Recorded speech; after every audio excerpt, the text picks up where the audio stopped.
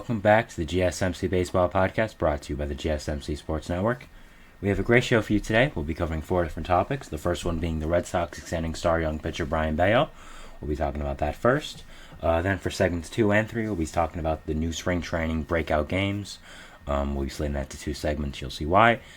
And finally, some spring training standings as well. So before we do that, I'd like to ask you to please like and follow the show. It really does help a lot. We get a number of questions from viewers, so to ensure that your question does get read in the air, please use the link gsmcpodcast.net. Make sure to subscribe to the channel to not only see my great content, but everyone else, all the other creators on this channel, they make great content as well. So thank you so much for that, and let's get into our first segment here. And our first segment is going to be about Brayan Bello and the Boston Red Sox. So yesterday I talked about this a little bit, which was that the Red Sox and Brayan Bello were discussing an extension for the young star pitcher for Boston. It was part of my other note segment because they were just discussing it and they said they gotten far, but we didn't really know if it was going to fully happen yet. Like, we didn't know if it was official. Today we know it is. Caroline McDaniel and John Morosi, two fairly reliable guys. Morosi not really that reliable when it comes to Plains and the Toronto Blue Jays, but we still give him a pass. So yeah, they extended him, and this is just going to be my thoughts on it. So first, the contract itself is 6 years, $55 million. It has a 7th-year club option for $21 million, assuming all the years are activated and including the club option at the end. It covers 2 years of his free agency, as well as, of course, the arbitration and tendering deadline as well, which was going to be in his contract before he hits free agency like everyone else. So yeah. That's what the contract is. Personally, I'm a huge fan of this deal. I love this deal for the Red Sox. I think getting him at 6 years, $55 million is an absolute steal of a contract for a guy I'm really high on. The 7th year as well, $21 million. We don't know where we're going to be with baseball contracts at that point in the future. And I think getting that is definitely a steal. I mean, he could be one of the best pitchers in baseball at that time, and you would have him for only $21 million. So, I personally think it's a great deal for the Red Sox. I've talked a lot about on this show about Brayan Bello. I don't know why that is. I think it's just how the cards have fallen. Simply put, that we've talked about the Red Sox a lot, and because of that, we have to talk about Brayan Bello a lot because he is one of their better players, one of their better young players. If you've listened to the podcast a good amount, you know I am extremely high on Brayan Bello. I think he's a superstar in the making. I love his pitches. I think there's some of the best pure pitches in baseball. I think he has a lot of room to grow as well. And also, going off that, I think the Red Sox did a lot to help him this offseason. Hiring pitching coach Andrew Bailey, I think, is one of the better guys in the business. I think that was a great one as well. So I think that was a great deal to help the Red Sox as well, and not only the Red Sox, but Bello as well. Like I said, I really believe in Bello. I think this is the guy that's going to be a future ace of the staff for the Red Sox, or whatever team he's pitching on. I assume it'll be the Red Sox now that they've extended him. But yeah, I'm very high on Brayan Bello. I think he's going to be a future superstar in this league, and I think he's shown that over the past few seasons. I think the Red Sox made a great decision here. I mean, this contract, in my opinion, is really cheap. If he plays up to his potential and he becomes what I believe he will become, and obviously what the Red Sox believe he will become, I think this is an absolute steal of a deal. One of the things, I was watching the Red Sox Braves game today on ESPN before I went on the show, and they had Craig Breslow on, who is the Red Sox GM, and Breslow mentioned something that I think is also a very important aspect when you have to look at this deal, which is the fact of the Red Sox have had a lot of criticism for not having homegrown talent, and specifically homegrown pitching. And Bello represents both of those things in one. Bello is a homegrown pitcher. He's a homegrown prospect who rose through the ranks, got people excited, came up and did his thing. He obviously hasn't pitched up to his full potential yet, but even so, even with his first years in the big leagues, he hasn't been that bad. You can see the building blocks of his future being there already. And again, going back to the homegrown thing, I don't think a lot of people want to admit it, but I do think being homegrown, playing for a team you went through your whole career with, I think that is very important. I think that it is something teams will pay a lot for. I think that if you are a homegrown player, they will pay more for you.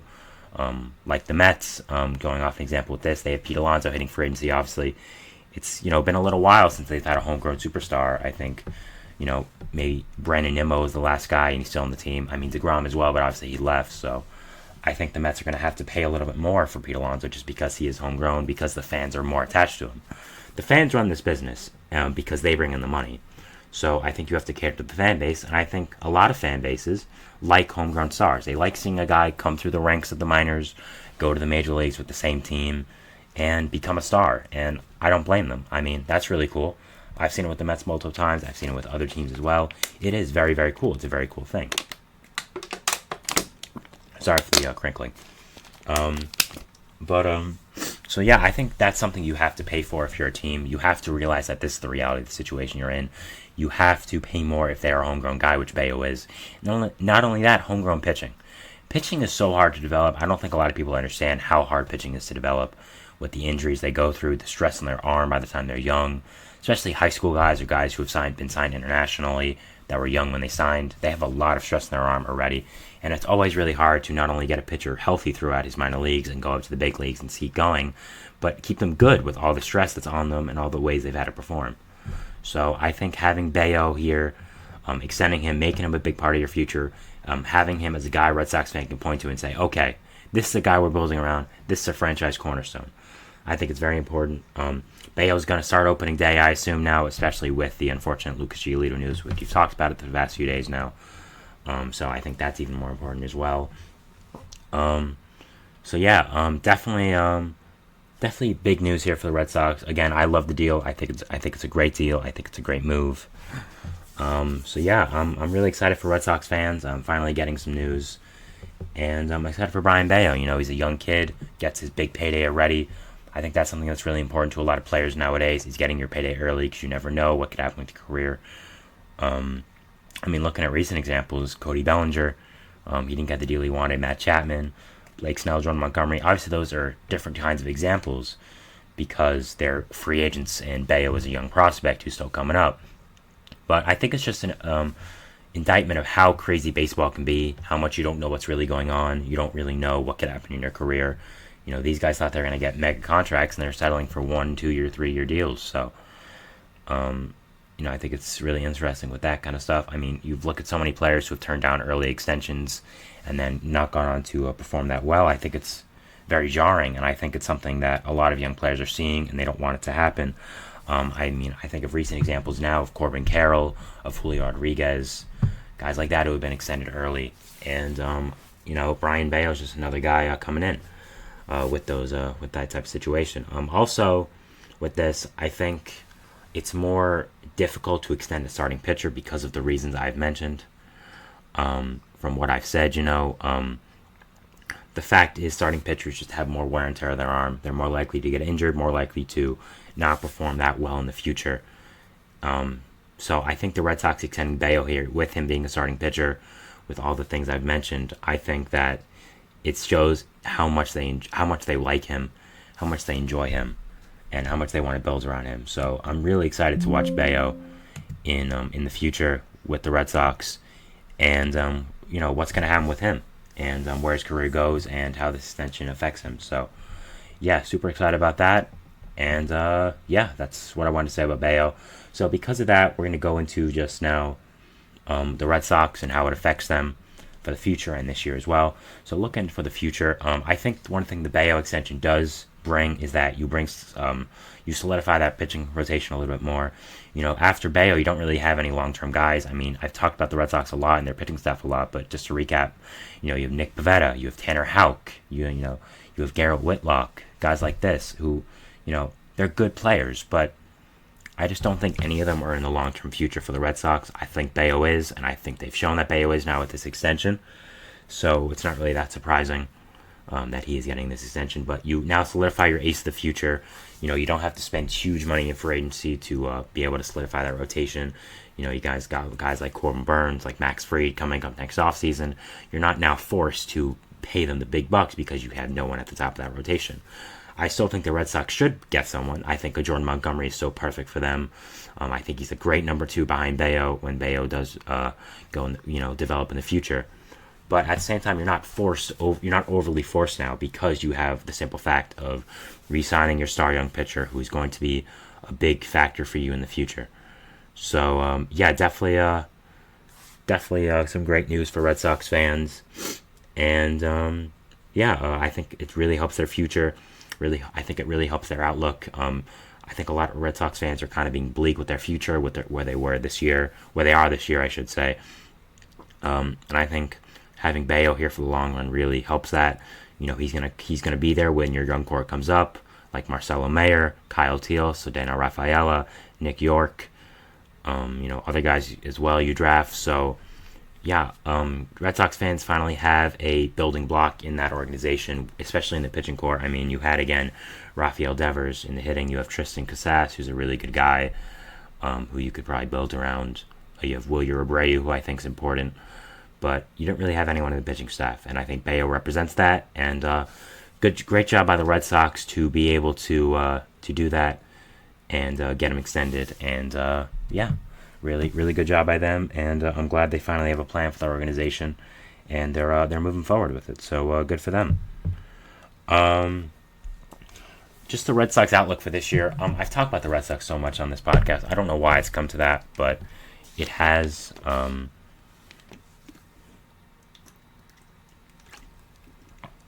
So I'm gonna sound like a broken record here, but I wanted to touch on it because we did have some Red Sox news, and that is, I don't have them. I have them being the worst in the AL East. Now, again, they're not a horrible team. They're not even a bad team. They're just not that good. They're just the definition of mediocrity right now. And in a division where you have the Rays, the Blue Jays, the Orioles, the Yankees, with all these, with what they've added, specifically the Orioles and the Yankees, you're not going to be that high. Like yesterday, I think I had them barely top 10 in the AL, which is, not really that great because there are only 15 teams in the AL, of course. So, not great for this season, but hopefully they can improve in the future. Again, I think Bello being extended really helps him be kind of more chill now. He can just focus on playing baseball. He doesn't have to work on the contract situation, because I knew we talked about it a while ago as well, not even yesterday, like a week or so before, that he was talking about an extension with the Red Sox. So this is something that's obviously been in the works for a little while. So really excited for him to get that off his shoulder, to not worry about it anymore, and have a place for him and his future, his family as well. Can build, a home there. I think that's always really important for a player, to know you're going to be at a place for a long time. Bello now knows that, and it's definitely really exciting for the Red Sox, for Bello, and everyone involved. And great job by Craig Breslow to get this done. He's gotten a lot of flack for what he hasn't done this offseason, but the moves he has done, I liked. I thought the Giolito signing was okay before he went under. Obviously, he's not supposed to know that would happen. I like the Tyler O'Neill trade a lot. I like them in the signings they did in the bullpen. I think they should have gone after more guys, but again, I think that's more of an ownership decision than him. So the moves he has done, including now this Bello extension, I am excited about, and I think he's done a good job with. So, good job by Craig Breslow, and good job by the Red Sox to get this done. So that's our first segment here today. We'll be going to break, but our second segment is going to be about Cactus League breakout games. We're going to explain more about what this is going into our next segment. So, because I think a lot of people don't really know about it. So, we'll be talking about that, and see you after the break. Thanks.